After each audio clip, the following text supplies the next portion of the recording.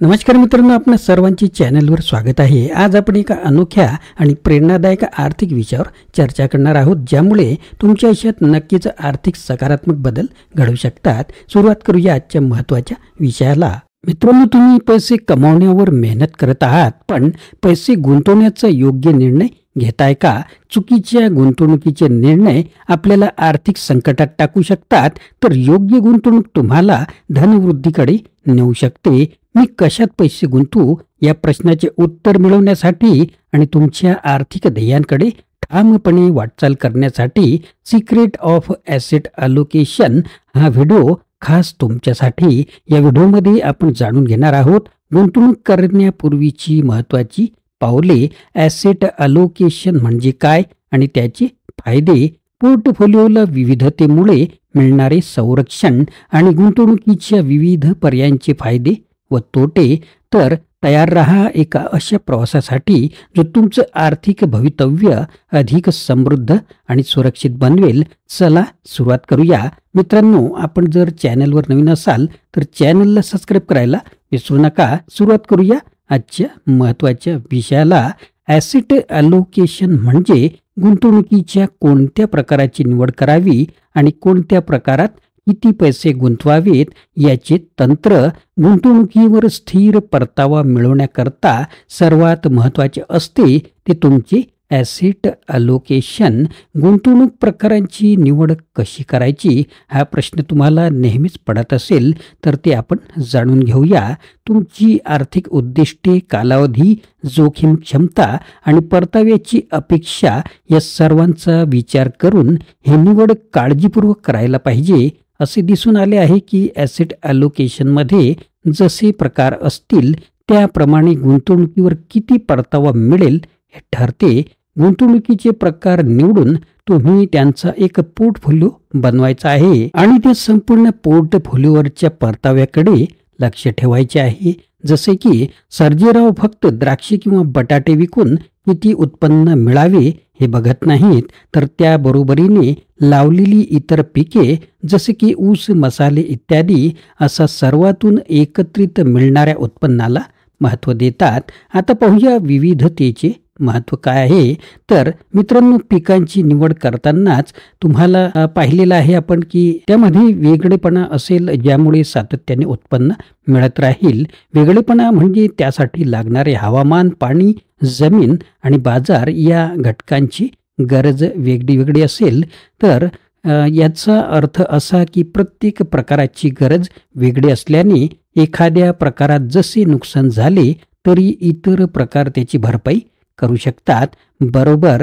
तर मित्रांनो, हे विविधतेचे तत्व पाळणे म्हणजे पोर्टफोलिओमधील ॲसेट प्रकारांच्या परताव्यात कमीत कमी नाते असणे।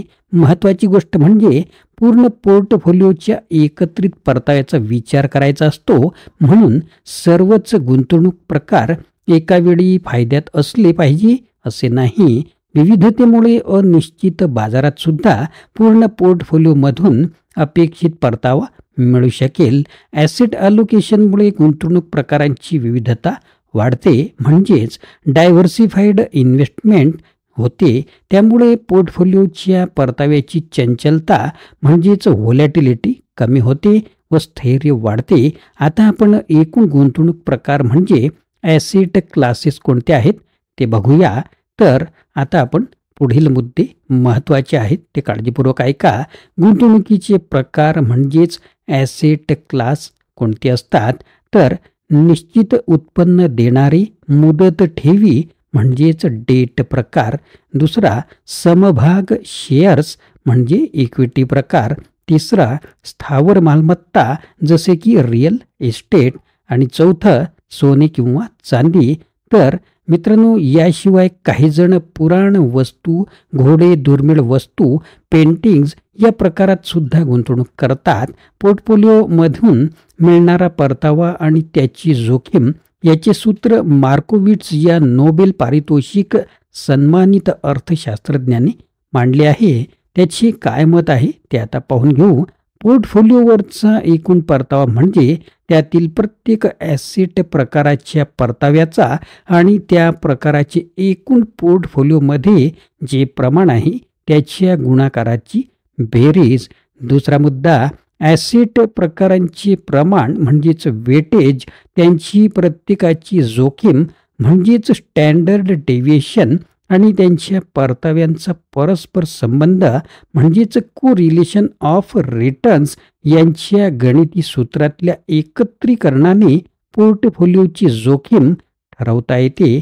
तिसरा मुद्दा, पोर्टफोलिओवरचा परतावा आणि त्यासाठी किती जोखीम घ्यावी लागली आहे यांचा एकत्रित विचार करायला पाहिजे. फक्त जास्त परतावा मिळतोय हे पुरेसे नाही. पोर्टफोलिओची रचना अशी करायला पाहिजे की एकूण परतावा वाढेल आणि जोखीम कमी होईल. आपण उदाहरणासाठी 4 ॲसेट प्रकारांचा एक पोर्टफोलिओ बघूया. आता आपण पाहूया ॲसेट प्रकार, पोर्टफोलिओतले त्याचे प्रमाण, परतावा आणि एकूण परतावा. डेट म्हणजेच मुदत ठेवी 33%, परतावा 9% आणि एकूण परतावा 2.9%. दुसरा प्रकार आहे इक्विटी म्हणजेच शेअर्स. याचे पोर्टफोलिओतले प्रमाण आहे 42% आणि परताव्याची टक्केवारी आहे 30% आणि एकूण परताव्यापैकी टक्केवारी आहे 12.6%. स्थावर मालमत्ता 15% आणि याच्यावरील परतावा 10%, एकूण परतावा 1.5%. चौथा प्रकार आहे सोने. 10% पोर्टफोलिओतले याचं प्रमाण आहे आणि परतावा हा -10% इथे दाखवला आहे आणि एकूण परतावा -1.0%. याची एकूण केल्यास पोर्टफोलिओचे एकूण प्रमाण होते 100%, परतावा इथे 16% आणि तो सुद्धा प्लसमध्ये याच्यामध्ये निघतो आहे. तर पोर्टफोलिओचा एकत्रित परतावा हा आपण अशा प्रकारे पाहिला. तर गुंतवणुकीवरचा परतावा कशावर अवलंबून असतो हे महत्त्वाचे मुद्दे आता आपण जाणून घेऊया. या घटकांवर परतावा अवलंबून असतो. ते घटक कोणते? तर कुठल्या ॲसेट प्रकारात गुंतवणूक केली तो घटक, त्यानंतर त्या प्रकारातील प्रत्यक्ष गुंतवणुकीची निवड ही कोणती आहे, त्यानंतर गुंतवणुकीची समय अचूकता कशी आहे. तर दीर्घकाळात ॲसेट अलोकेशन हा परतावा ठरवणारा सर्वात मोठा घटक आहे, याबाबत एकमत आहे. पण आपण प्रत्यक्षात बघतो की बहुधा यातल्या समय अचूकता व सिक्युरिटीज निवड यालाच अवास्तव महत्त्व दिले जाते, असं एक बऱ्याच जणांचा अनुभव असतो. तर मुख्य ॲसेट प्रकारात अनेक उपप्रकारसुद्धा आहेत. जसे आपण त्याची एक यादीसुद्धा पाहूया. निश्चित उत्पन्न देणारे प्रकारमध्ये म्हणजेच डेट फंडमध्ये काय येते, तर मुदत ठेव, पोस्टाच्या योजना, राष्ट्रीय बचत पत्रे इत्यादी, कंपन्यांची कर्जरोखे, PPF, रिझर्व्ह बँक बॉन्ड्स इत्यादी आणि डेट म्युच्युअल फंड्स. इक्विटीमध्ये काय येते, तर कंपन्यांचे शेअर्स, इक्विटी म्युच्युअल फंड्स आणि डेरिव्हेटिव्ज. स्थावर मालमत्तेमध्ये काय काय मुद्दे येतील, तर घर, दुकान, ऑफिस, जमीन, प्लॉट, शेत आणि कमोडिटीजमध्ये येते सोने, चांदी, गोल्ड ETF आणि गोल्ड म्युच्युअल फंड्स.